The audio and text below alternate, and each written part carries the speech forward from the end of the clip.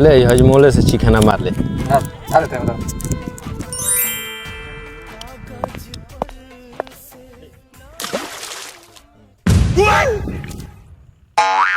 तो भैया के बा हो ये हॉस्पिटल के रास्ता पर चल जीगा।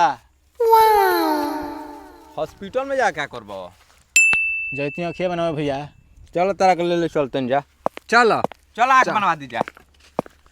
ए आओ सुतो। आओ बेड पर सुतो। डॉक्टर आवते रहे। ए आँख बनी। ए बाबू ई त घास लेखा लागत है। घास ना हो। गाड़ी चालू करके चढ़ावे करा पे। हां चढ़ावा भैया हमने के सारा गाड़ी दारू गिरई ले। चल चल चढ़ाओ तो। अब एकर आँख हो गिले जन में बनी। आई आई डॉक्टर साहब आई। भागे हिसाब डॉक्टर संगे जला दो सरे। इधर बेटी चोट के